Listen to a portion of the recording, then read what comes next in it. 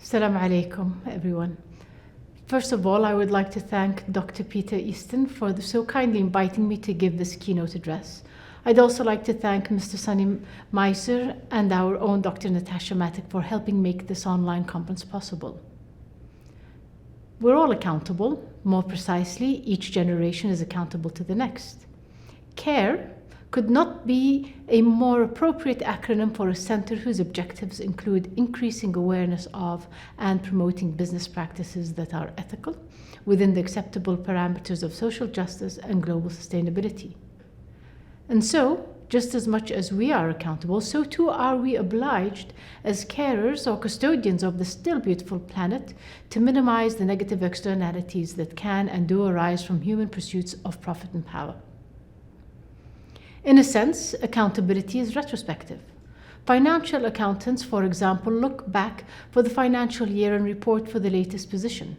If accountability is glancing back, then the idea of sustainability is really about where we hope to be in the future, if there is a future. To bring the concept of sustainability into the world of accountability is perhaps a relatively new but important development. It's as if the world of business and finance has come of age. Accountants will need to be more than reporters. They will need to be influencers and guardians of the future. For example, with increased blurring of the borders between government and private sectors, the importance of regulation and setting of standards and implementation cannot be overemphasized. After all, far more corrosive than the misappropriation of funds is a deeper form of corruption that undermines trust in the integrity of its public, private, and social institutions. The ideas promulgated by organizations like CARE are not simply ethical, they are logical. What point can there be in investing in a future that is not going to be there? Sustainability and investment go hand in hand. And yes, the bottom line must surely extend beyond simple profit and loss to include all economic, social, and environmental consequences. We need the triple bottom line. Though I had an organization that has its feet fairly well planted in the NPO sector, I am nevertheless aware that the government, business, and civil sectors are not always so easy to demarcate. Of course, there must be overlap and interconnections, but I wonder if the complex world of accounting might do well to increasingly identify itself with the interests and concerns of civil society, so that standards include accounting for socio-economic impact and cost and providing measures for sustainable investment. On the back of this, I am also aware that the global drive towards sustainable development goals may also cause us to reflect on the need to move away from 20th century economic and business paradigms, and that there is an increasing pressure on business accounting to include socio-economic measures, not just assets, worth, and net profit. Our projections, budgets, and forecasts need to build in not so much profitability or the growth of domestic product, but sustainability. And actually, I wonder if growth and sustainability are even compatible. As I know there will be many of you who are at the beginning of your careers and responsibilities, a key element of our commitment to sustainability at the Foundation is that we give young people the knowledge and skills needed to further preserve and protect our fragile ecosystem. Future custodians of our planet will require depth of understanding, the ability to think critically, and the patience to commit to long-term objectives that lie beyond the horizon of their own lives. Today's young people are the key to our future. Sadly, I feel we are failing to protect our younger generations from the more toxic aspects of an age driven by social media, an age dominated by consumer technology cynically designed by attention engineers to be narrow, blinding, and addictive. When our young citizens should be gaining depth and breadth of understanding of the real world and their cultural heritage, they are instead drugged by the algorithms of consumer technologies that feed and foster immediate gratification and narcissism. The success of future sustainability cannot be built by generations distracted by the mechanisms of mass consumerism. Young people and future generations who are to be involved in the world of accounting must be encouraged to see themselves as standing within the civil sector, see themselves as custodians of a sustainable world, see themselves as carers, but how can we pass on the baton of global responsibility to a generation we have let down and not blush ourselves for shame? How can we engage a youth that cannot imagine what life was like before the digital revolution and is consequently unconscious and unaware of what is happening to them? We need to open up dialogue for enlightenment. Young people entering the world of finance, business, and accounting need to get themselves familiar with the present discussion and the grave concerns of their elders. We desperately need experts able to effectively identify, clarify, and present complex data in a digital age where facts and realities are so under attack.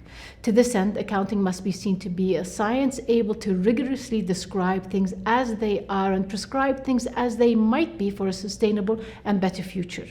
I would like to outline some of the key elements of the King Khalid Foundation's work on sustainability within the context of Saudi Arabia and Vision 2030.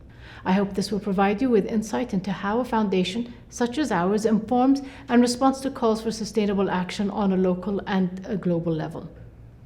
As Chief Executive Officer of King Khalid Foundation, I have the honor and responsibility to advance the Foundation's mission to drive sustainable impact in the Kingdom of Saudi Arabia.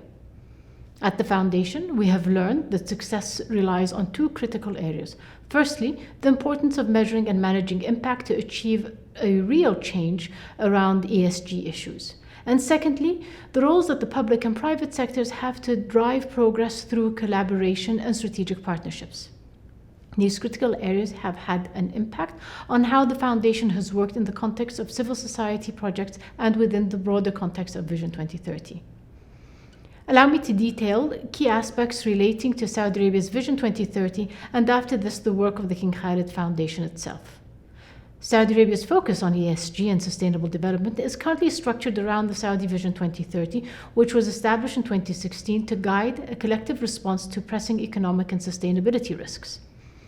The Vision's three pillars, a vibrant society, a thriving economy, and an ambitious nation, outlined key focus area aspirations and over 100 objectives to address these risks and capture new ESG opportunities. Investments have been made and programs have been formalized to bring the vision to life. 11 ministries manage vision realization programs that have been developed to provide clear, measurable, and tractable roadmap and performance targets, which are made publicly available for full transparency and accountability. Let me provide you with a few of our Vision 2030 example programs and their results. The Kingdom launched the Saudi Green Initiative to plant 10 billion trees. To date, more than 37 million square meters of gardens and green spaces have been rehabilitated, and more than 40 million trees have been planted. The Saudi Vision 2030 has made it easier for women to join the workforce. Significantly, 4 articles of the labor system have been amended and 2 have been removed in order to empower women economically and support them in business. New affordable childcare services and 450,000 new jobs are being established for women.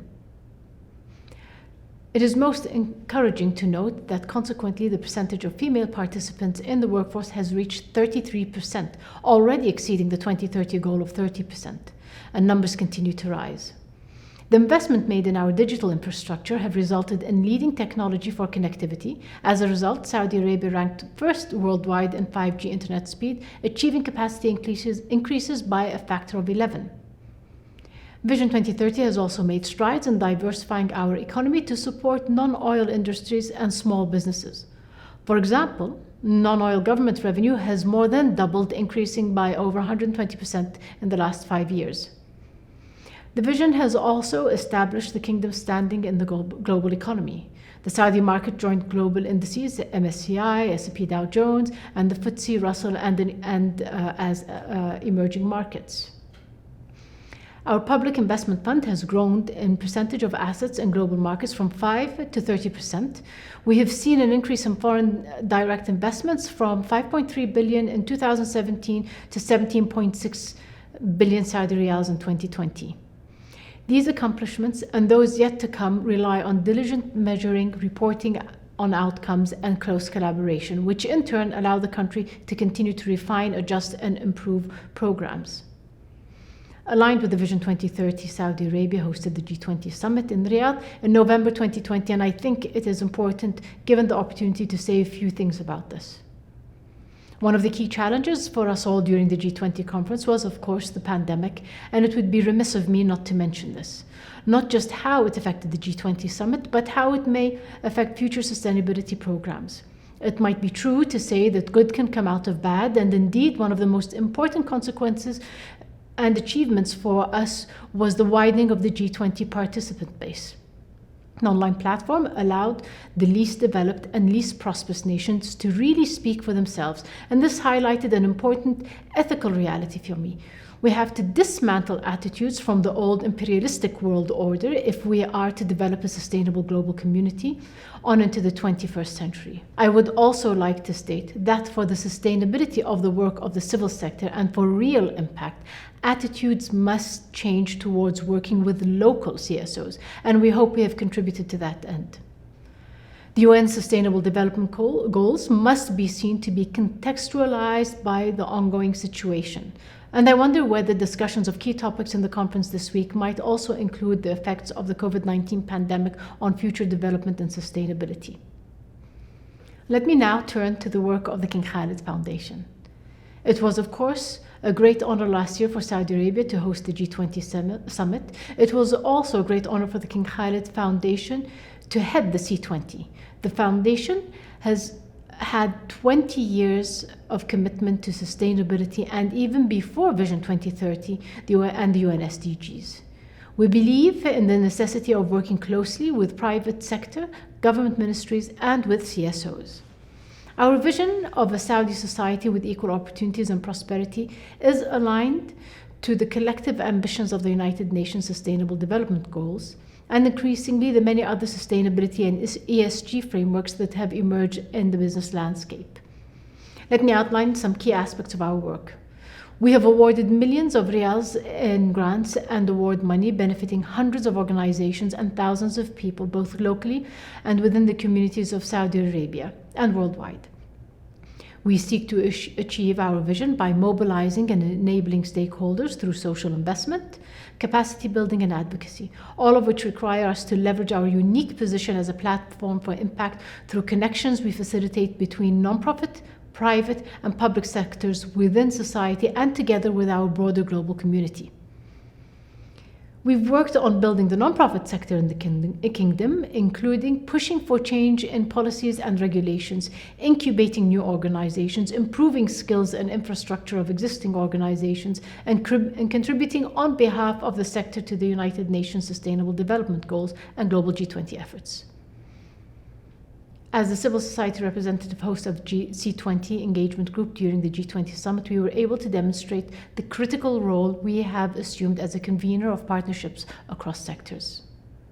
Our policy team has historically worked closely alongside government ministries to advise on the latest sustainability-related regulations, such as the Ministry of Commerce's new national sustainability standards.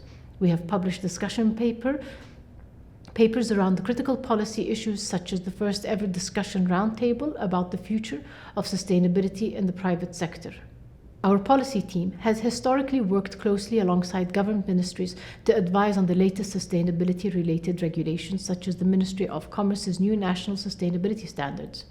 We've published discussion papers around critical policy issues, such as the first ever discussion roundtable about the future of sustainability in the private sector, along with pathways to enhancing its adoption. Recently, as a result of our contribution efforts, Tadawul, the Saudi Stock Exchange, has finally developed the ESG index. For 13 years, we have collaborated with Accountability, a global leader in ESG standards and advisory, to deliver the King Khalid Sustainability Award, a platform for private sector companies to evaluate and improve their sustainability management and practices and performance. As a result of the award, we have seen an increase in corporate focus on community investment, with 79% of participants having a policy in place. 83% of participants have taken action to recruit women.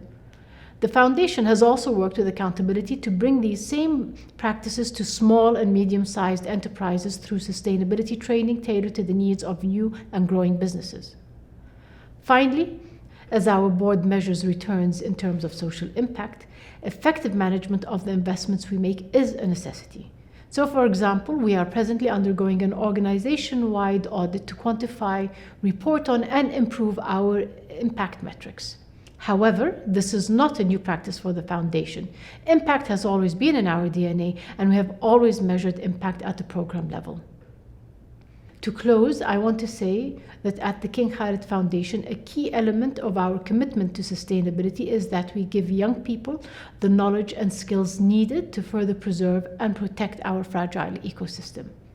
I would also like to state that for the sustainability of the role of civil society sector and for real impact, attitudes must change towards working with local civil society organizations. We will continue to encourage government and the private sector to develop and improve their relationship with the NPO sector, not the least because we believe that only through a healthy and active civil society can we truly realize our hopes for sustainable development. Thank you very much.